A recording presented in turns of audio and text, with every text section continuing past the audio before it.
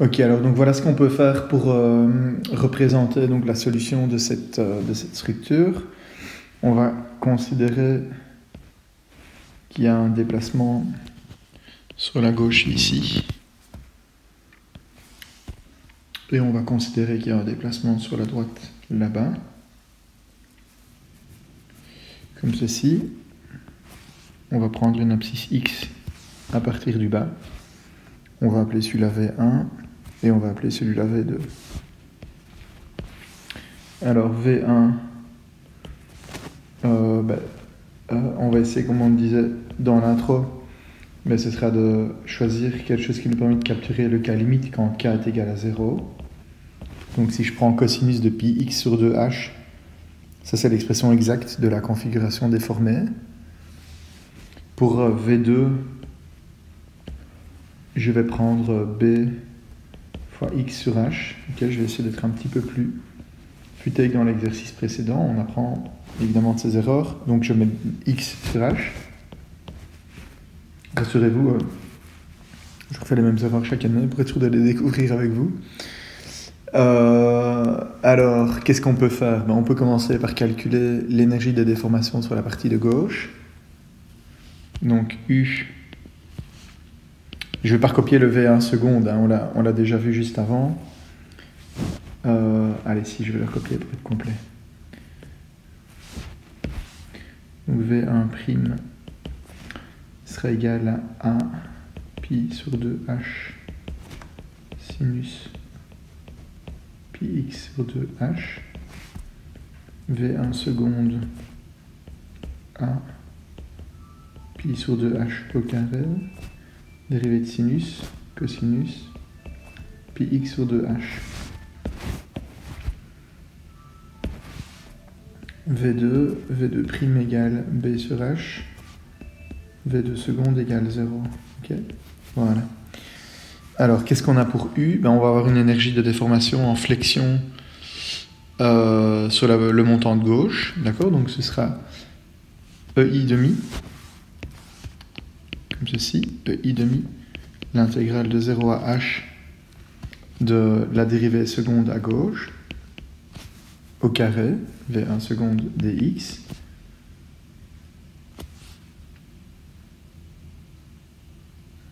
plus, je vais l'écrire comme ceci, non, je vais l'écrire derrière, plus, alors on a quoi? On a l'élongation du ressort.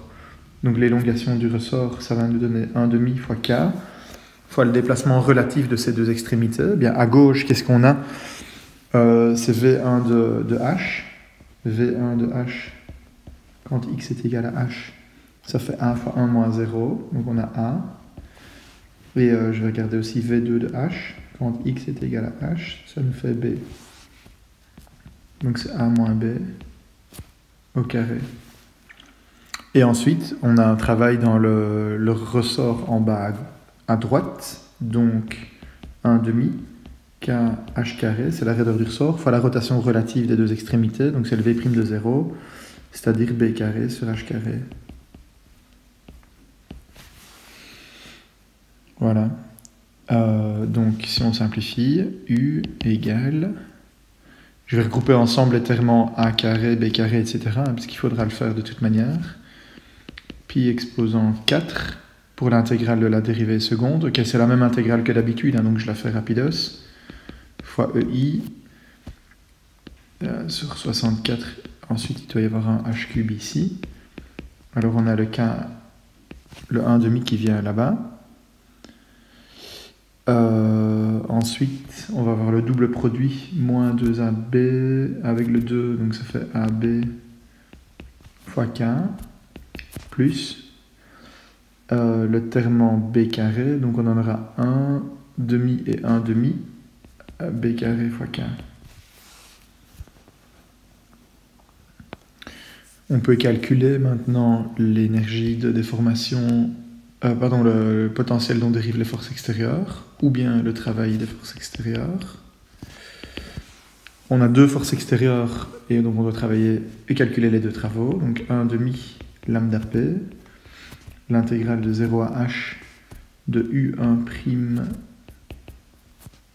V1' carré de x dx. Bon, en fait, plus la même chose à droite. Hein. Allez, je vais quand même le recopier pour être complet. Lambda p de 0 à h, v de prime carré de x dx. Et alors, donc ça va nous faire 1 demi lambda p. Alors, donc dans le premier terme, v1', donc c'est le carré de a fois pi sur 2h sinus. Donc ça va nous faire un a carré fois pi carré sur 4 h carré fois h sur 2.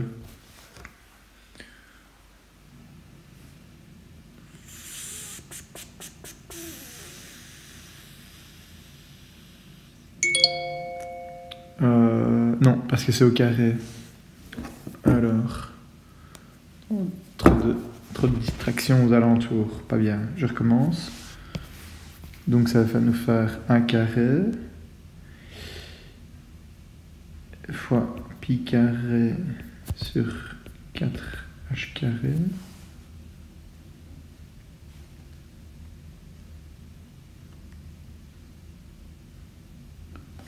multiplié par L demi. H demi ici, hein, parce que la longueur c'est H, c'est l'intégrale du sinus carré comme d'habitude. Et ensuite, le deuxième terme, on va avoir 1 demi lambda p. V2', c'est juste B sur H. Donc B carré sur H carré, qu'on intègre sur une longueur de H. Ok, donc si on simplifie tout ceci, je peux peut-être mettre le lambda p en évidence. 2 fois 2, 4 fois 4, ça fait 16h en évidence. Et il va nous rester pi carré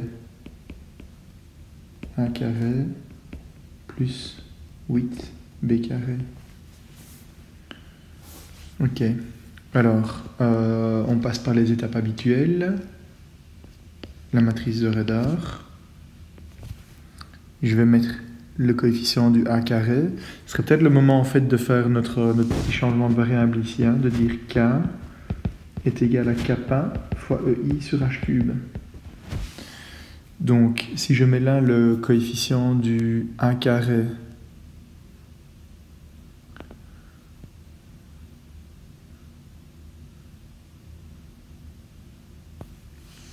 mais il y a le 1 demi que j'aurais pu conserver devant, hein, aussi. Donc je vais le réécrire ici. 1 demi fois, alors, donc je pressens que le ei sur h cube doit pouvoir sortir. Donc j'ai a carré, pi carré, ei sur h cube divisé par 32, plus kappa. Ensuite, je vais avoir moins kappa fois 2ab. Et ensuite, plus kappa demi fois b carré. Pardon, non pas kappa demi, 2 kappa fois b carré. Ok, donc K0. Je vais de nouveau incorporer le 1 demi comme d'habitude, de manière à ce que U soit égal à 1 demi AB, K0 AB. Et donc K0, EI sur H cube, le coefficient du A carré, le coefficient du 2AB et le coefficient du B carré. Ok, vous voyez que ça n'a pas l'air d'être si compliqué que ça. Et le K sigma, je vais laisser donc un 1 demi devant. Je mettrai ici égal 1 demi et 1 huitième.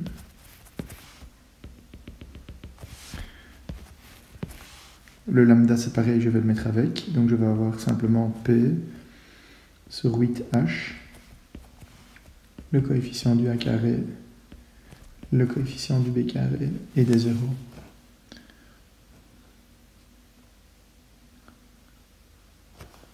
Alors, donc, qu'est-ce qu'on doit faire? On doit calculer les multiplicateurs critiques en écrivant donc, K0 moins lambda K sigma égale 0. Donc, on va avoir... Je vais tout multiplier par h cube sur EI. Donc, pi carré sur 32 plus kappa moins bêta pi carré sur 8. Je vais appeler bêta comme d'habitude. Hein. Ce sera bêta, ce sera p sur h. Et j'ai tout multiplié par h cube sur EI. Donc ce sera p h carré sur EI.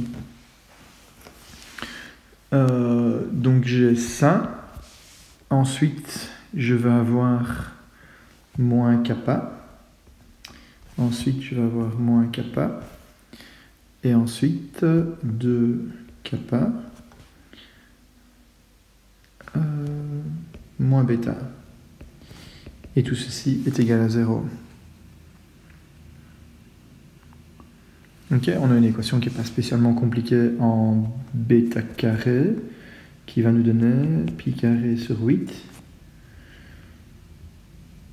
bêta carré, moins pi carré sur 32 plus kappa, moins pi carré sur 4, 2 huitièmes, fois bêta, plus 2 kappa pi carré sur 32 plus kappa moins kappa carré égale 0. Ok, alors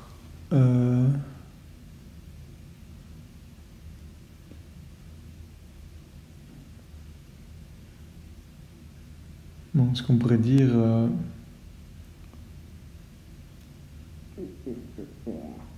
je réfléchis à quelque chose de simple ici.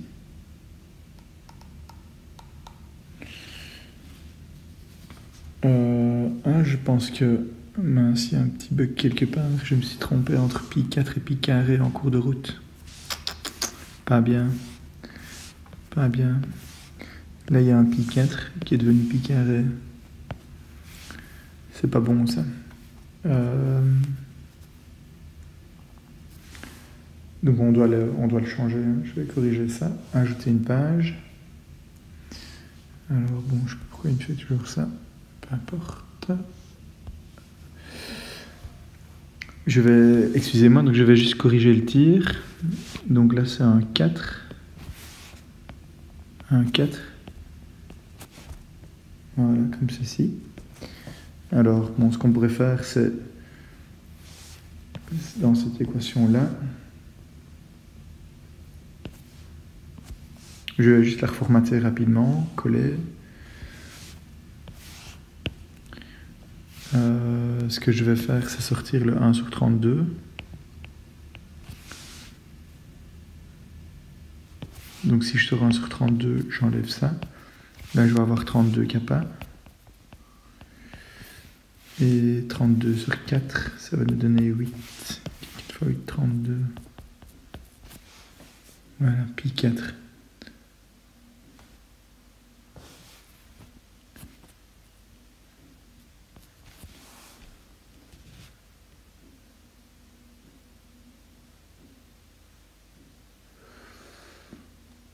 Ouais.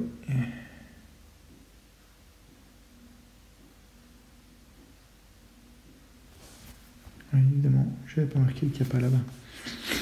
Ok. Bon, bah, j'essaie de réfléchir à une façon simple de pouvoir résoudre cette équation-là.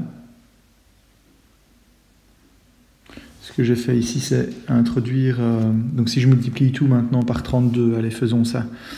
Ça va nous donner 4 fois 8, 32, donc 4 pi carré bêta carré, moins un coefficient qui vient de parenthèse, disons que je vais appeler alpha. C'est quand même toujours pratique de pouvoir appeler le coefficient du bêta. d'une certaine manière. Donc alpha, je vais l'appeler pi exposant 4 plus 8 pi carré kappa plus 32 kappa. Ok, donc c'est une nouvelle notation que j'ai introduite de manière à simplifier ça. Plus, alors tout ça fois 32. Donc on va avoir 2 kappa fois pi carré plus 32 kappa moins 32 kappa carré égale 0. Donc ça on pourrait en fait le développer un petit peu. Ça ferait 2 kappa pi carré plus 64 kappa carré moins 32, donc c'est-à-dire qu'il n'en reste que 32. Ou bien, si vous voulez, une autre manière de le voir, ce serait juste de prendre ceci, de l'inclure dans la parenthèse, et il n'en reste que 16. D'accord? Donc on a le même résultat.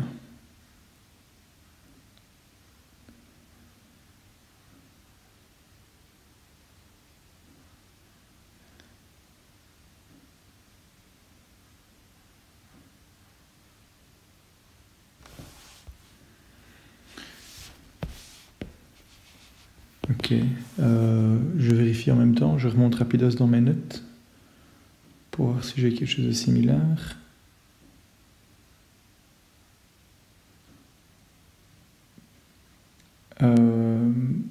Oui, sauf qu'en fait j'ai encore gardé le problème du pi carré. Il y a encore un autre endroit où ça apparaît, bah, évidemment c'était ici. Donc c'est bien sûr un pi 4 aussi. Hein. Voilà, excusez-moi. Ok, alors bah, donc là on a quelque chose qui est un petit peu plus simple à calculer, et on va donc calculer que bêta, c'est-à-dire notre lambda p critique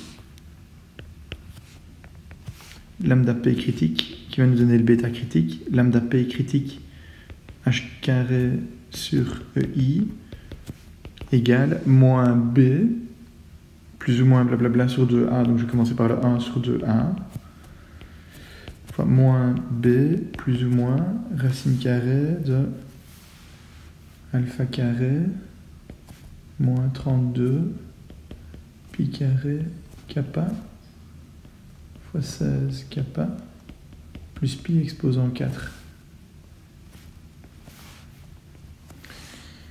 Voilà.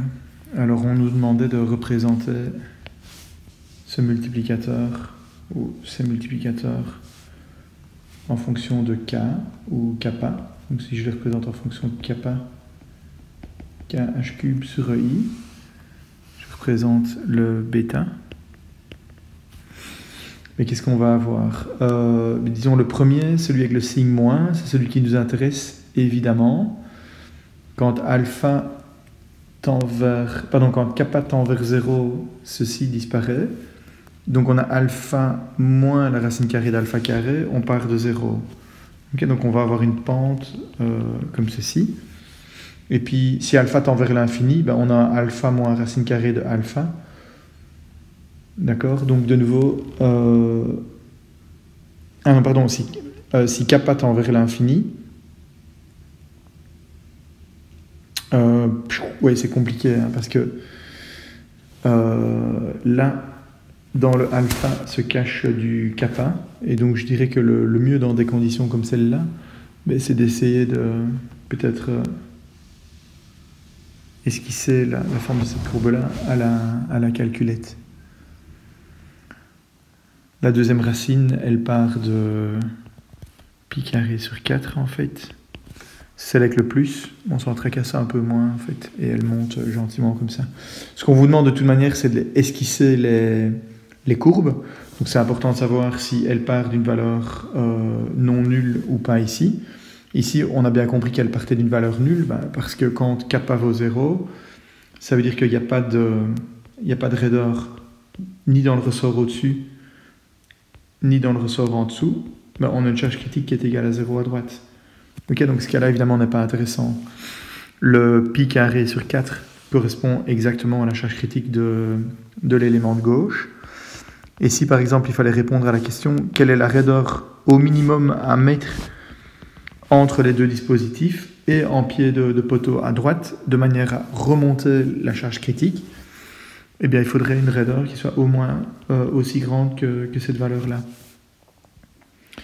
Donc pour résoudre ce problème-là, qu'est-ce qu'il faudrait dire? Il faudrait dire B critique est égal à pi carré sur 4. Je vous rassure, c'était pas demandé à l'interro explicitement. Donc B critique est égal à pi carré sur 4 égal à 1 sur 8 pi carré fois alpha, je prends la plus petite des deux, moins la racine carrée de blablabla, tout ceci. Et donc, puisque le alpha s'exprime en fonction de kappa, on pouvait calculer la valeur de kappa. De nouveau, si vous avez à résoudre un problème comme celui-là, je vous recommande de le faire par essai-erreur, en allant taper un coup à gauche, un coup à droite, on y est vite. C'est pas très compliqué en réalité, parce qu'on travaille avec des grandeurs qui sont adimensionnelles, et on s'attend à ce que les ordres de grandeur qui nous intéressent soient de l'ordre de, peut-être je dirais, je sais pas, quelque chose qui va de 0,01 à 100. Okay, au-delà de ces valeurs, on est certain qu'on couvre, quand on arrive à ces bornes en tout cas, on couvre déjà les cas limites. Voilà. Alors, qu'est-ce qu'on peut dire après? On nous demandait de regarder les deux cas limites. Les deux cas limites, ils sont plus ou moins bien compris. En tout cas, le cas limite, quand k est égal à 0, on l'a là. On peut peut-être juste le focaliser un petit peu plus en détail, ça permettrait de vous apprendre d'autres choses. Donc si k ou kappa égale 0, ça veut dire que le k est égal à 0, on peut regarder rapidos les deux matrices structurelles. Donc je vais recopier le système qui est là. Ou bien je vais carrément copier les matrices.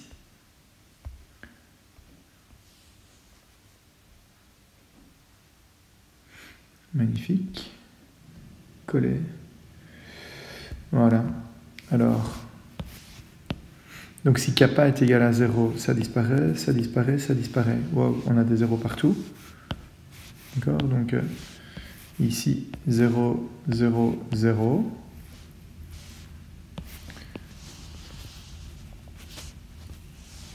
Ça disparaît. 0, 0 et 0. Et donc, je vais recopier correctement, puis 4. Donc voilà ce qu'on a comme problème.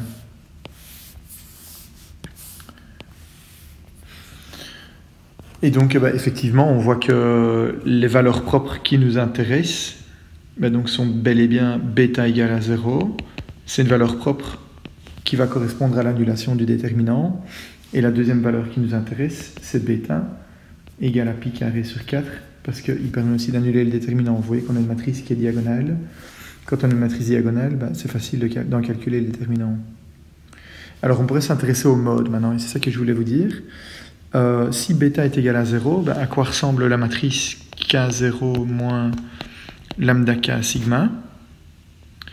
Quand bêta est égal à 0, c'est-à-dire lambda égale 0, le multiplicateur est nul, elle ressemble à pi exposant 4 sur 32, 0, 0, 0. Et moi, ce qui m'intéresse, c'est de regarder donc, à quoi correspond le mode propre. Donc, c'est-à-dire que si je fais cette matrice multipliée par x, y égale 0, que vaut x, y? On sait que les modes propres sont normés à une constante multiplicative près. Et donc, on peut choisir, par exemple, que x est égal à 0. La deuxième équation ne nous apporte rien du tout. La deuxième équation nous dit 0 fois x plus 0 fois y égale 0. La première équation nous dit que pi exposant 4 sur 32 fois x est égal à 0. Donc x, inévitablement, est nul. On ne sait pas déterminer y. Je vais le fixer égal à 1. Okay, donc ça veut dire que à quoi correspond la déformée de la structure? Ce x et ce y qui sont là-bas, en fait, je devrais plutôt les appeler A et B. Puisque ce sont les deux paramètres qu'on a utilisés, A et B. Nous dit simplement que A vaut 0 et B vaut 1. Si A vaut 0, la structure ne se déforme pas du tout à gauche. Par contre, elle se déforme uniquement à droite. Donc c'est que le mode critique associé à cette valeur propre est en réalité uniquement le mode critique où la colonne de droite bouge. Ok, A égale 0, B égale 1. Si on regarde maintenant le deuxième mode, donc ça c'est quand bêta égale à 0, on appelle ça le mode 1. Si on regarde maintenant le cas b égale pi carré sur 4, ça va être le mode 2. La matrice K0 moins lambda K sigma, elle est égale à, dans ce cas-là, 0, 0, 0, et moins pi carré sur 4. Et donc là, la forme du mode, je recopie ce que j'ai écrit là-bas. On a une matrice avec des 0 et un truc non nul, fois 1, b égale 0, 0. Donc 1, b égale 1 et 0. Et donc le mode, qui est le mode numéro 2, correspond à une instabilité qui est comme ça. Et rien de l'autre côté. Ok, donc b égale 0. Et 1 égale 1. Donc c'est-à-dire que les deux valeurs propres qui sont là-bas, en fait, elles sont associées à des configurations déformées. Et ces configurations déformées, elles sont très simples. Elles sont exactement celles que je viens d'esquisser ici. On pourrait regarder maintenant dans le cas particulier où k tend vers l'infini. Ok, donc ça c'est si k tend vers 0. Ok, si kappa maintenant tend vers l'infini, là c'est un peu plus compliqué, on va recoller ceci. K est vraiment très très grand, donc si K est très grand, mais le pi 4 sur 32, il commence à devenir négligeable par rapport au kappa. Ok, donc on va avoir K0 qui peut être approché par cette matrice-là. Je sors le kappa, je le mets en évidence. Donc j'ai 1, moins 1, moins 1, 2. Et donc, qu'est-ce qu'on peut voir? Le déterminant de K0 moins lambda K sigma, on va l'obtenir, mais ceci en fait disparaît.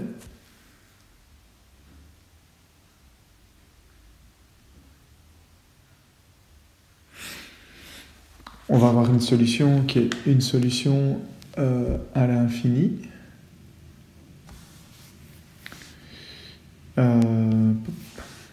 Il faudrait maintenant résoudre cette matrice-là, qui est beaucoup plus facile. Hein. Donc on a pi carré sur 8 fois bêta carré, pi carré sur 8 bêta carré,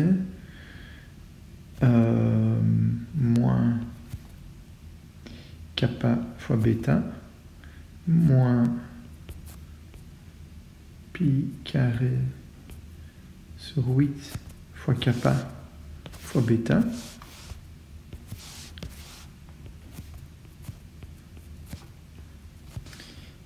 et plus 2 kappa carré moins kappa carré, donc c'est plus kappa carré égale 0.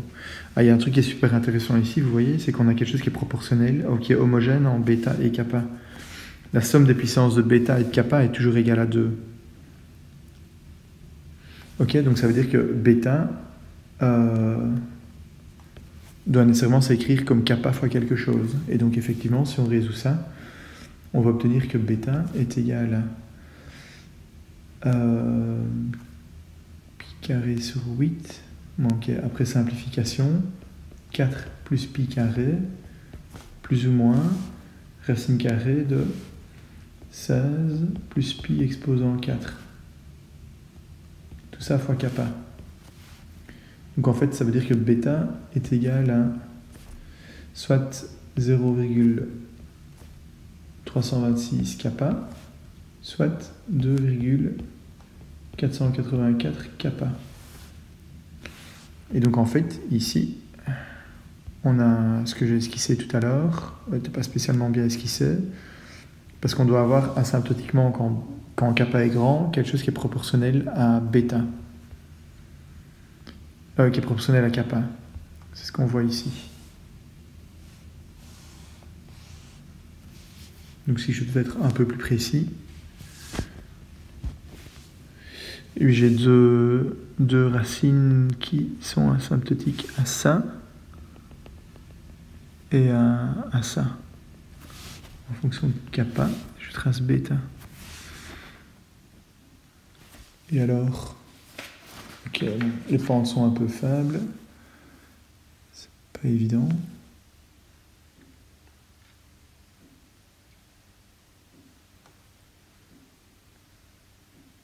Oui, mais c'est pas évident de dessiner, peu importe. Je vais laisser tomber le croquis. C'est pas évident de l'esquisser ici sur une feuille. Ce qui est plus important et ce qui est plus intéressant, c'est ce que je voulais vous demander aussi donc ici, c'était de regarder ce qui se passe dans chacun des deux modes. On pourrait donc regarder le mode 1. On va remplacer bêta par 326 fois kappa. Donc c'est la valeur du multiplicateur critique. On la remplace par cette valeur-là dans la matrice. D'accord? Donc on va avoir kappa moins 0,326 pi carré sur 8 fois kappa moins kappa, sauf qu'ici c'est plus un déterminant, c'est bien une matrice, moins kappa moins 2 kappa moins 0,326 fois kappa, tout ça fois 1b égale 0. Alors évidemment on vient de calculer la valeur de bêta pour que le déterminant de la matrice soit égal à 0. Donc c'est à dire que la deuxième équation dans cette matrice-là ne nous sera pas utile. On voit qu'on peut aussi simplifier tout par kappa. Okay. Et donc une fois que ça est fait, on peut fixer l'amplitude d'une des deux valeurs à une certaine valeur unitaire. Disons, si je dis b est égal à 1, je vais calculer que a est égal à 1,672. Et donc, ça veut dire que la forme du premier mode propre est une forme où 1,672 c'est le déplacement du point A et 1 c'est le déplacement du point B. Donc là, il y a le ressort, évidemment. Et 1, c'est le déplacement de l'extrémité de droite.